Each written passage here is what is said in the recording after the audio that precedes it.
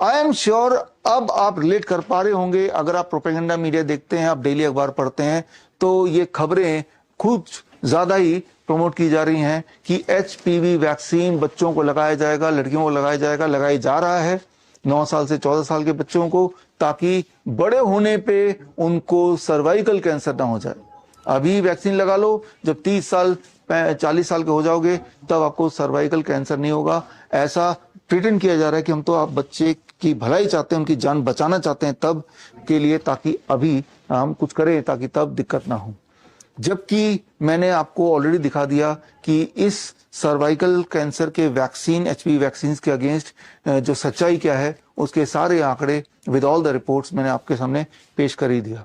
लेकिन इसके बावजूद भी क्यों ऐसा है कि ये प्रमोट हो रहा है अखबारों में, और बड़े बड़े लोग या जिन्हें हम बड़े मानते हैं वो खुल के इसका प्रमोशन कर रहे हैं। अगर आपको अब भी नहीं समझ आ रहा या आप रिकॉल नहीं कर पा रहे हैं प्रोपेगेंडा मीडिया में, या आप मीडिया देखते रही हैं, तो छोटा सा मैं आपको क्लिपिंग दिखाता हूं निर्मला सीतारमण का, जो कि फाइनेंस मिनिस्टर है, किस तरह से HPV वैक्सीन का प्रमोशन कर रही है। Cervical cancer vaccination. Our government will encourage vaccination for girls in the age group of 9 to 14 years for prevention of cervical cancer. अभी आपने निर्मला सीतारमण को देखा, और अब देखते हैं सुधा मूर्ति, जिन्होंने पार्लियामेंट में खड़े होकर इसी खतरनाक डेडली HPV वैक्सीन का प्रमोशन किया। सुधा मूर्ति, जिनकी किताबें मैं और मेरी 10 साल की बेटी एक साथ पढ़ते हैं और उस किताबों से बहुत सारे ज्ञान लेते हैं, बहुत सारा इंस्पिरेशन लेते हैं। लेकिन अब इन किताबों की लेखिका सुधा मूर्ति कुछ ऐसा बोल रही हैं जो मेरे बच्चे को, क्योंकि वो भी 9 से 14 साल के ब्रैकेट में है, को आगे जाके इनफर्टाइल बना सकता है या बहुत सारी और बीमारियां ला सकता है।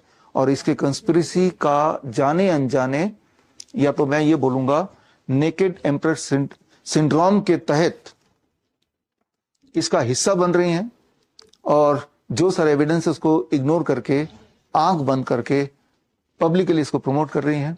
और इस चीज से आपको समझ आ गया होगा कि किस तरह से हमारे समाज में नेकेड एम्प्रेस सिंड्रोम जन जन के अंदर एक बीमारी की तरह घुस गया है।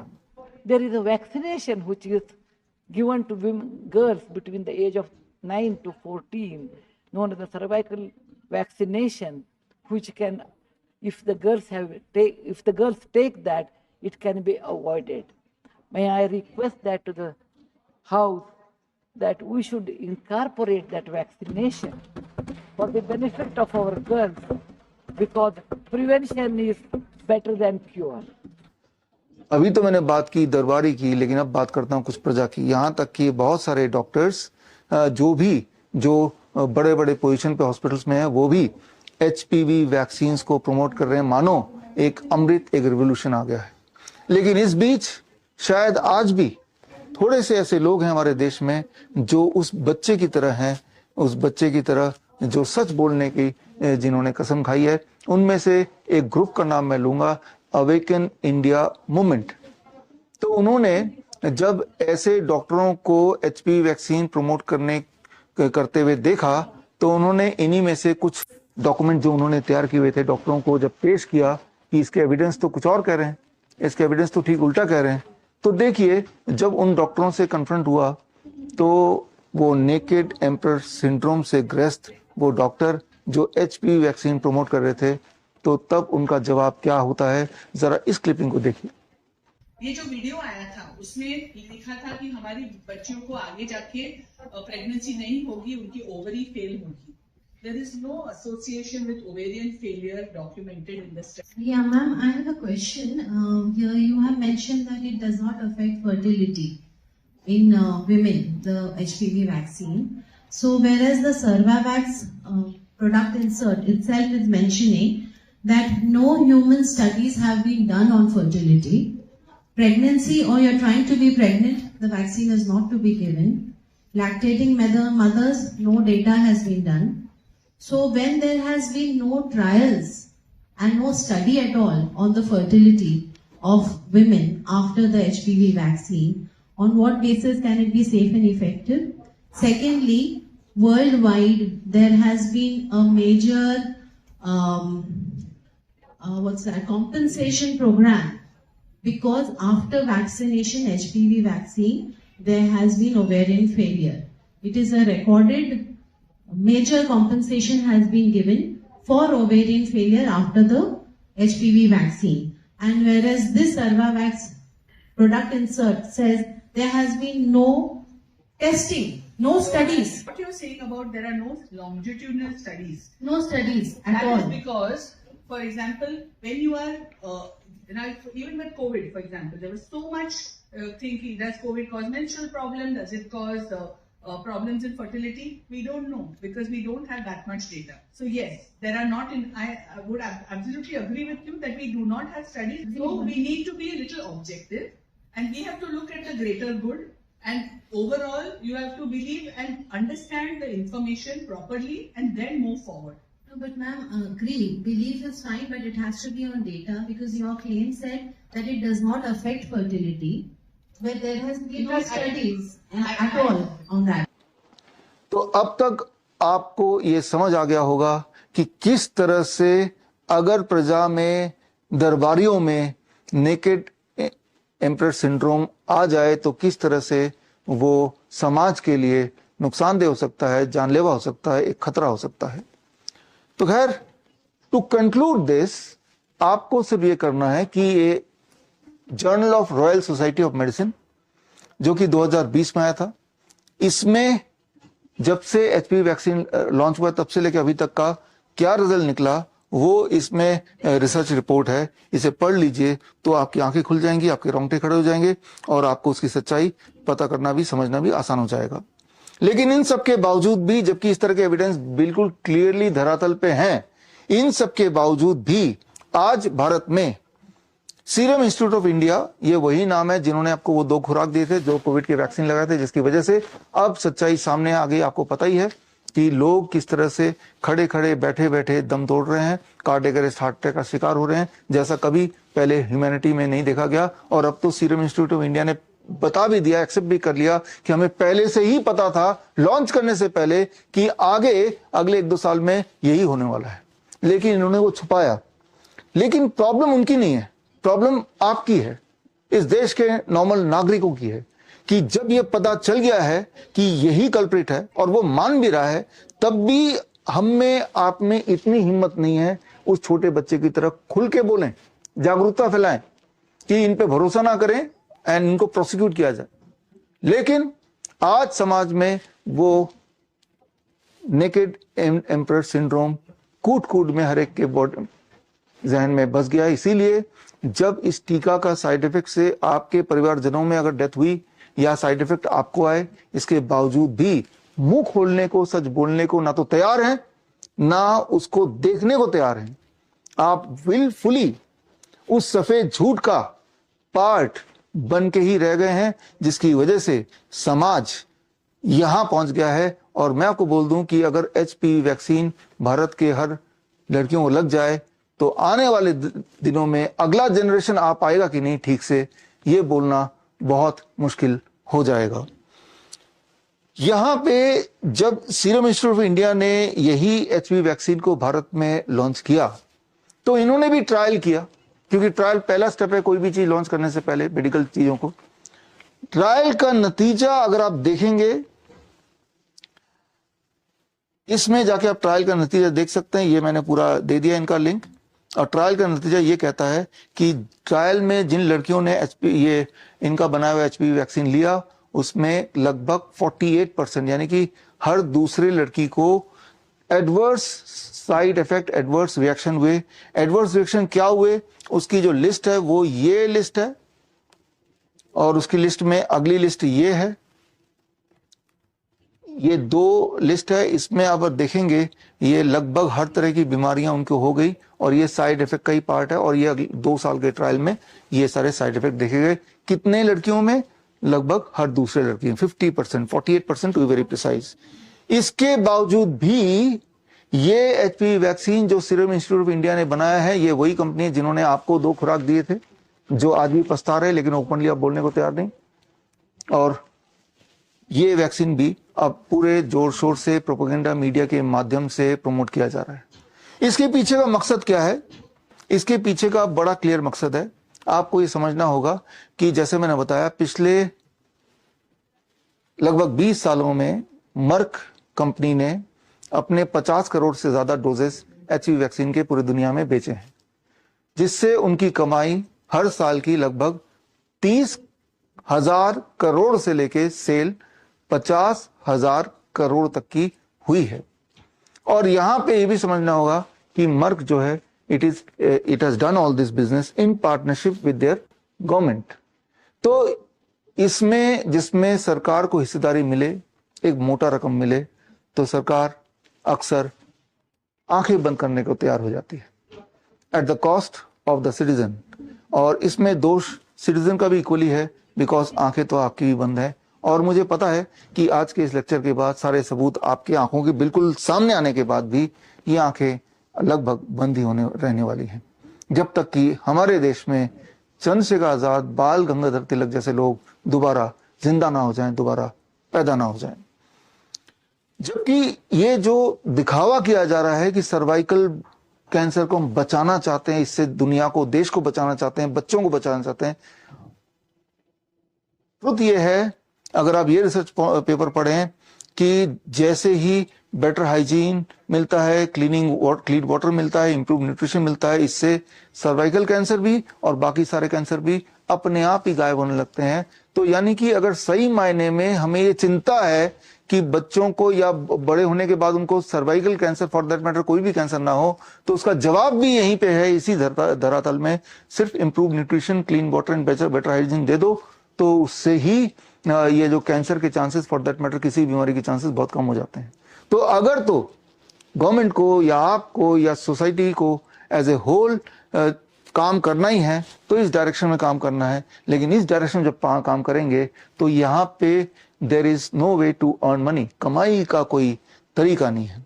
जितनी सारी बातें मैंने आपको बताई, जितने सारे रिसर्च पेपर अभी तक आपको दिखाए, ये सारे रिसर्च पेपर अगर आपको देखना है, पढ़ना है, समझना है, तो ये सारे रिसर्च पेपर आपको इस लिंक में मिल जाएंगे, vishrup.com/hpv। ये आप जरूर पढ़िए, खासतौर पे अगर आपके घर में छोटे बच्चे हैं 9 साल से 14 साल के। और ये मत समझिए कि छोटे बच्चे नहीं हैं तो आप बच गए। याद रखिए, इस तरह के षड्यंत्र तब तक होते रहेंगे जब तक आप नेकेड एम्परर सिंड्रोम वाली बीमारी से ग्रस्त रहेंगे। अब बात जो है कि एचपीवी वैक्सीन का सर्वाइकल कैंसर से क्या कनेक्शन है, कैसे एचपीवी वैक्सीन सर्वाइकल कैंसर को बचाएगी या ऐसे होने से रोकेगी, इसको समझने के लिए या इसका जो तथ्य दिया था उसको समझने के लिए, समझाने के लिए मैं एक उदाहरण लेता हूं। उदाहरण लूंगा जो ये 2-3 दिन पहले की खबर है, इससे ये अक्सर होता रहता है भारत में भी, बाकी देशों में भी। बस के एक्सीडेंट से लोग मरते हैं, और जब बस के एक्सीडेंट से मरते हैं तो उसके अंदर जितने भी यात्री थे उनमें से काफी घायल हो जाते हैं, काफी मरते हैं। ये देखा गया कि हमारे देश में हर साल लगभग 30,000 बस के एक्सीडेंट से जो उसके अंदर बैठे हुए यात्री वो मर जाते हैं हर साल बिकॉज ऑफ बस एक्सीडेंट। तो इस मेटाफर को मैं यूज करूंगा to make you understand the so called connection between HPV vaccine and the cervical cancer. तो इस मेटाफर के माध्यम से आपको जो टॉपिक है उसको समझने में मदद मिलेगी। बस के एक्सीडेंट से हर साल 30,000 डेथ होते हैं, लेकिन ये एक्सीडेंट का कारण क्या है ये तफ्तीश करने की कोशिश की गई तो एक सुराग मिला कि ये देखा गया है कि बस में जो बैठे यात्री हैं उनमें अधिकतर यात्री सफेद बाल वाले थे, अबाउट 52% एजम्पशन, राइट। एक एज्यूम स्टोरी बता रहा हूं मैं आपको कि तो एक हाइपोथेसिस बना दिया गया कि बस का एक्सीडेंट इसलिए होता है क्योंकि ज्यादातर लोग यहाँ सफेद बाल वाले लोग बैठते हैं, तो दोनों में कोरिलेशन है। More bus accident because more grey hair people, right. तो इसीलिए सरकार ने एक नियम लागू कर दिया कि बस में वही इंसान चढ़ेगा जिसके बाल काले हैं, और जिसके बाल काले नहीं है बस में चढ़ेगा तो बस में एक बंदा खड़ा होगा, उसके बाल फटाफट काले कर देगा। एक नया ब्लैक हेयर डाई सरकार ने रिलीज कर दिया, और वो पूरे हर जगह हर प्रांत में ये लगाना ही लगाना है। और बस में छुप के बैठेगा एक आदमी ब्लैक हेयर डाई लेके, और जैसे ही उसको कहीं सफेद बाल दिखाई देंगे फटाफट उसको काला कर देगा। लेकिन क्या आपको लगता है सबके बाल काले हो जाएंगे तो बस का एक्सीडेंट कम होने लगेगा? जाहिर सी बात नहीं। Right? Correlation is not an association.